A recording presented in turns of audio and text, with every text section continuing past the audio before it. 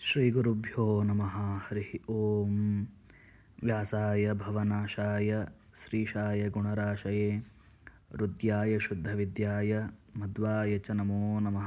ಹರಿ ಓಂ. ಶ್ರೀಗುರುಭ್ಯೋ ನಮಃ. ಶ್ರೀಮದ್ ಭಗವದ್ಗೀತೆಯ 2ನೇ ಅಧ್ಯಾಯದ ಪಾರಾಯಣವನ್ನು ಮಾಡೋದ್ರಿಂದ ಏನು ಫಲಪ್ರಾಪ್ತವಾಗ್ತದೆ ಅನ್ನೋದ್ರ ಬಗ್ಗೆ ತಿಳಿಯೋಣ. 2ನೇ ಅಧ್ಯಾಯವು ಸಾಂಖ್ಯಯೋಗ. ಇಲ್ಲಿ 72 ಶ್ಲೋಕಗಳು ಇರ್ತವೆ. ಇಂತಹ ಶ್ಲೋಕಗಳ ಪಾರಾಯಣ ಅಥವಾ 2ನೇ ಅಧ್ಯಾಯದ ಪಾರಾಯಣದಿಂದ ಆಗುವ ಫಲ ಒಂದೇ. ಸರಳವಾಗಿ ಹೇಳಬೇಕು ಅನ್ನೋದಾದರೆ ಮನಸ್ಸಿಗೆ ನೆಮ್ಮದಿ ಪ್ರಾಪ್ತವಾಗ್ತದೆ. ಹಾಗಾಗಿ ಮನಸ್ಸಿನ ನೆಮ್ಮದಿಗೋಸ್ಕರವಾಗಿ 2ನೇ ಅಧ್ಯಾಯದ ಪಾರಾಯಣವನ್ನು ಮಾಡಬೇಕು. ದಕ್ಷಿಣ ದಿಕ್ಕಿನಲ್ಲಿ ಪುರಂದರಪುರ ಅನ್ನುವಂಥ ಊರು. ಆ ಊರಲ್ಲಿ ಒಬ್ಬ ಬ್ರಾಹ್ಮಣ ಇದ್ದಾನೆ. ಅವನ ಹೆಸರು ದೇವಶರ್ಮ ಅಂತ. ಅವನು ಅಪಾರವಾದ ಶಾಸ್ತ್ರಜ್ಞಾನವನ್ನು ಎಲ್ಲ ಚೆನ್ನಾಗಿ ತಿಳಿದವನು. ನಿತ್ಯವೂ ಕೂಡ ದೇವರ ಪೂಜೆಯನ್ನು ಒಂದು ದಿನವೂ ಕೂಡ ಬಿಟ್ಟು ಬಿಡದೆ ಭಗವಂತನ ಮೇಲೆ ವಿಶೇಷವಾದ ಭಕ್ತಿಯನ್ನು ಮಾಡ್ತಕ್ಕಂಥವನು. ದೇವರ ಪೂಜೆಯಲ್ಲಿಯೂ ಕೂಡ ಅತ್ಯಂತ ಪ್ರಾಮಾಣಿಕನಾಗಿ ವೈಭವೋಪೇತವಾದ ಪೂಜೆಯನ್ನು ಮಾಡ್ತಕ್ಕಂಥವನು. ವೇದಶಾಸ್ತ್ರದಲ್ಲಿ ಅತ್ಯಂತ ನಿಪುಣನಾಗಿದ್ದಾನೆ. ಅತಿಥಿ ಸತ್ಕಾರದಲ್ಲಿ ಬದ್ಧ ಕಂಕಣ. ಯಾವಾಗಲೂ ಕೂಡ ಅತಿಥಿಗಳ ಸತ್ಕಾರವನ್ನು ಮಾಡ್ತಾ ಇರಬೇಕು. ಯಜ್ಞಯಾಗಗಳನ್ನು ಮಾಡ್ತಾ ಇರಬೇಕು. ತಪಸ್ವಿ ಜನರಿಗೆ ಅತ್ಯಂತ ಪ್ರಿಯನಾಗಿರುವಂಥವನು. ಇಂಥವನು ಎಲ್ಲ ಚೆನ್ನಾಗೇ ಇದ್ದ. ಆದರೆ ಅವನಿಗೆ ಒಂದು ಸಮಸ್ಯೆ ಏನು ಅಂದರೆ ಮನಸ್ಸಿಗೆ ನೆಮ್ಮದಿಯೇ ದೊರಕಲಿಲ್ಲ ಅಂತ ಅವನಿಗೆ. ಹಾಗಾಗಿ ಯಾರ್ಯಾರು ಅವರ ಊರಿಗೆ ಬಂದ ಸಾಧು ಸಜ್ಜನರು, ಸತ್ಪುರುಷರು, ಸನ್ಯಾಸಿಗಳು ಇವರಿಗೆಲ್ಲರಿಗೂ ವಿಶೇಷವಾದ ಆದರಾದಿತ್ಯವನ್ನು ಮಾಡಬೇಕು. ತನ್ನ ಮನಸ್ಸಿಗೆ ನೆಮ್ಮದಿ ಬರುವುದಕ್ಕೆ ಯಾವ ಉಪಾಯವೋ ನನಗೆ ಉಪಾಯವನ್ನು ಹೇಳಿ ಅಂತ ಅವರಿಗೆ ಪ್ರಾರ್ಥನೆಯನ್ನು ಮಾಡಬೇಕು. ಹೀಗೆ ಒಂದು ದಿವಸ ಕಾಲ ಕಳೀತಾ ಇದೆ. ಅವರ ಊರಿಗೆ ಒಬ್ಬ ಸನ್ಯಾಸಿಗಳು ಬರ್ತಾ ಇದ್ದಾರೆ. ಅವನಿಗೆ ತುಂಬ ಖುಷಿಯಾಯಿತು. ಆ ಸನ್ಯಾಸಿಗಳು ಹೇಗಿದ್ದಾರೆ ಅಂದರೆ ವಿಷಯಗಳಲ್ಲಿ ವೈರಾಗ್ಯವನ್ನುಳ್ಳವರಾಗಿದ್ದಾರೆ. ಬ್ರಹ್ಮಚಿಂತನೆಯಲ್ಲಿ ಆಸಕ್ತಿಯನ್ನು ಹೊಂದಿದವರಾಗಿದ್ದಾರೆ. ಪ್ರಶಾಂತ ಮನಸ್ಸು, ಸದಾ ಭಗವಂತನ ಧ್ಯಾನ, ಇದರಲ್ಲೇ ನಿರತರಾಗಿರುವಂತಹ ಸನ್ಯಾಸಿಗಳು. ಅಂಥ ಉತ್ತಮರನ್ನು ನೋಡಿದ್ದಾನೆ. ಅವಕಾಶವನ್ನು ಕಳೆದುಕೊಳ್ಳದೆ ಅವರ ಪಾದಕ್ಕೆ ಬಂದಿದ್ದಾನೆ ದೇವಶರ್ಮ. ಸಾಷ್ಟಾಂಗ ನಮಸ್ಕಾರವನ್ನು ಹಾಕಿದ್ದಾನೆ. ವಿಶೇಷವಾದ ಸತ್ಕಾರವನ್ನು ಮಾಡಿದ್ದಾನೆ. ತನಗೆ ಕಾಡುವ ಪ್ರಶ್ನೆಯನ್ನು ಅವರ ಮುಂದೆ ಇಡ್ತಾ ಇದ್ದಾನೆ. ಸ್ವಾಮಿ, ಹೇಗಾದರೂ ಮಾಡಿ ಸಮಸ್ಯೆಗೆ ಪರಿಹಾರವನ್ನು ಸೂಚಿಸಬೇಕು ತಾವು ಅಂತ. ಆಗ ಆ ಸನ್ಯಾಸಿಗಳು ಹೇಳ್ತಾ ಇದ್ದಾರೆ, ಸೌಪುರ ಎಂಬ ಊರಲ್ಲಿ ಮಿತ್ರವಾನ್ ಅನ್ನುವಂಥ ಒಬ್ಬ ಕುರುಬನಿದ್ದಾನೆ. ಅವನ ಹತ್ರ ನಿನ್ನ ಸಮಸ್ಯೆಯನ್ನು ಹೇಳು, ಉತ್ತರ ದೊರೀತದೆ ಅಂತ. ತುಂಬ ಕುತೂಹಲನಾಗಿದ್ದಾನೆ.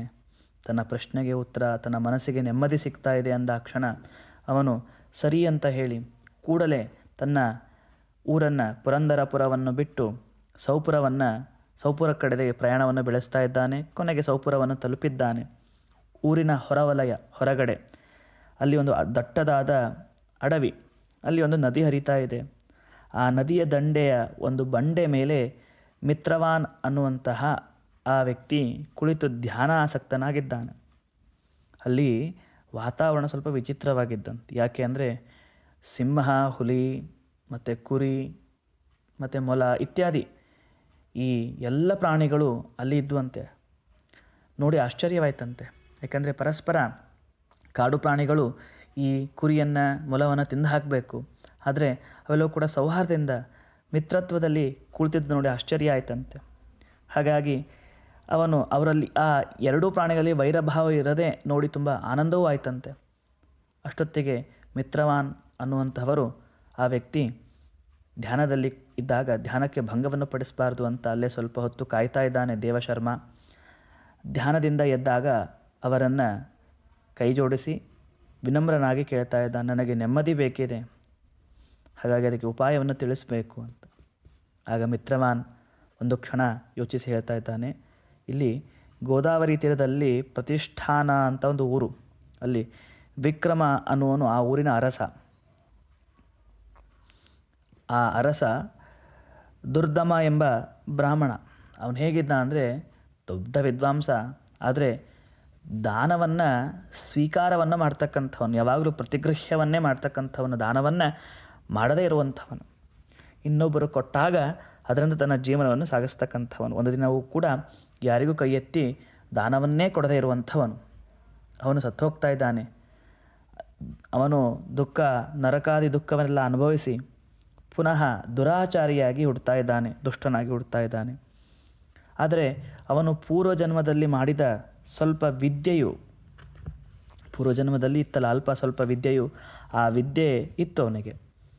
ಮುಂದೆ ಸ್ವಲ್ಪ ಕಾಲಕ್ರಮೇಣ ಆದಮೇಲೆ ದುರಾದರ್ಶೆ ಎಂಬ ಕನ್ಯೆಯೊಟ್ಟಿಗೆ ವಿವಾಹನ ಆಗ್ತಾ ಇದ್ದಾನೆ ದುರ್ದಮ. ಆ ಕನ್ಯೆ ಯೌವನದಲ್ಲಿ ಇದ್ದಳು, ಯುವತಿ, ಒಳ್ಳೆಯ ಯೌವನದಲ್ಲಿದ್ದಳು. ಆದರೆ ದುಷ್ಟಳು. ತನ್ನ ಗಂಡನನ್ನ ಮೇಲೆ ಪ್ರೀತಿ ಮಾಡಬೇಕು, ಆದರೆ ವಿಪರೀತವಾಗಿ ಗಂಡನಕ್ಕಿಂತಲೂ ಹೆಚ್ಚು ಬೇರೆ ಜಾರರ ಮೇಲೆ ಹೆಚ್ಚು ಪ್ರಿಯ ಉಳ್ಳವಳು. ಕಾರ್ಯನಿಮಿತ್ತವಾಗಿ ದುರ್ದಮ ಬೇರೆ ಊರಿಗೆ ಹೋದಾಗ ಅವಳು ಮನೆಯನ್ನು ಬಿಟ್ಟು ಒಬ್ಬ ನೀಚನ ಸಹವಾಸವನ್ನು ಮಾಡಿ ಅವನಿಂದ ಒಂದು ಹೆಣ್ಣು ಮಗುವನ್ನು ಪಡೆದಳು. ಆ ನೀಚನೋ ಈ ದುರಾದರ್ಶೆಯನ್ನು ಬಿಟ್ಟು ತನ್ನ ಮಗಳನ್ನೇ ಸೇರಿಬಿಡ್ತಾನೆ ಕಾಮದೃಷ್ಟಿಯಿಂದ. ಈ ಕಡೆ ದುರಾದರ್ಶೆಗೆ ಯೌವನ ಕಳೀತಿದೆ.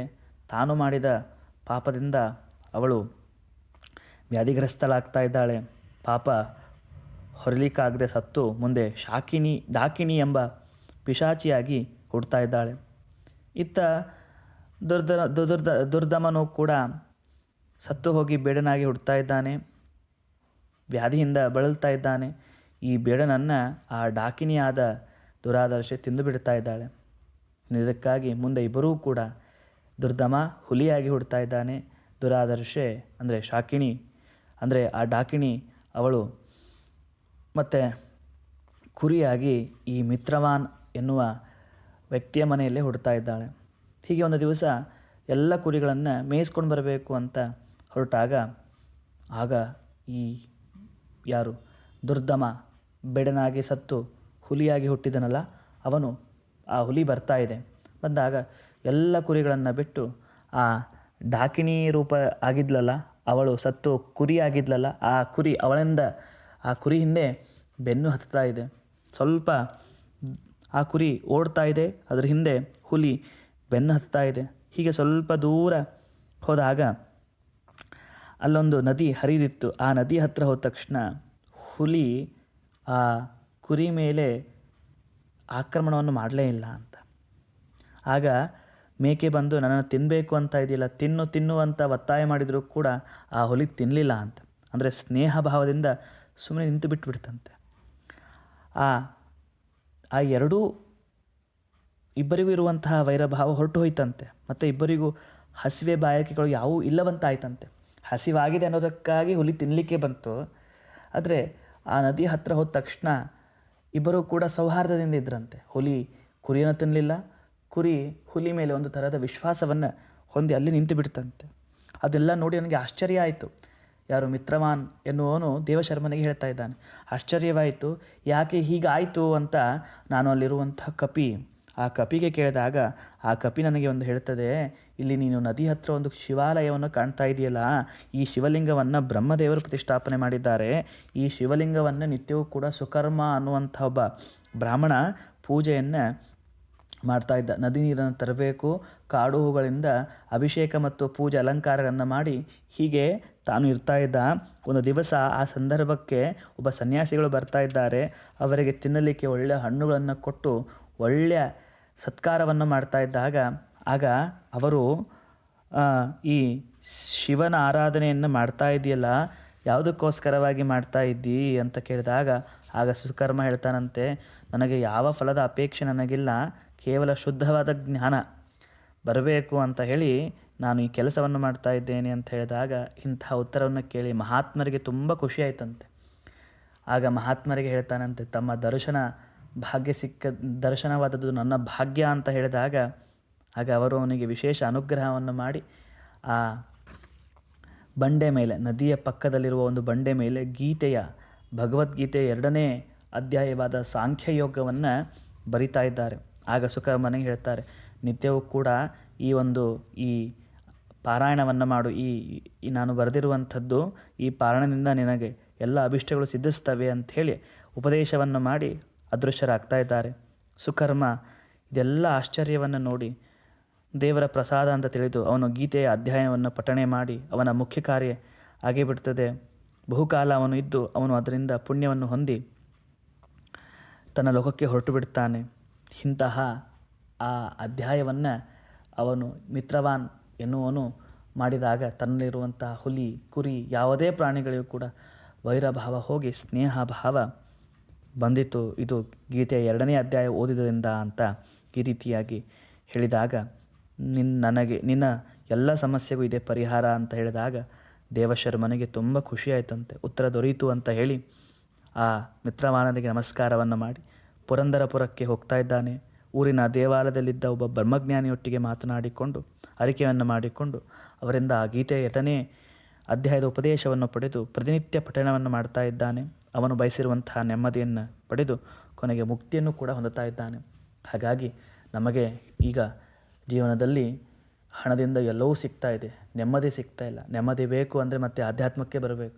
ಅದರಲ್ಲಿ ಗೀತೆಯ 2ನೇ ಅಧ್ಯಾಯವನ್ನು ಪಾರಾಯಣ ಮಾಡೋದ್ರಿಂದ ನೆಮ್ಮದಿ ಸಿಗ್ತಾ ಇದೆ ಅನ್ನೋದರಲ್ಲಿ ಯಾವ ಸಂಶಯವಿಲ್ಲ. ಶ್ರೀಕೃಷ್ಣ ಅರ್ಪಣಮಸ್ತು.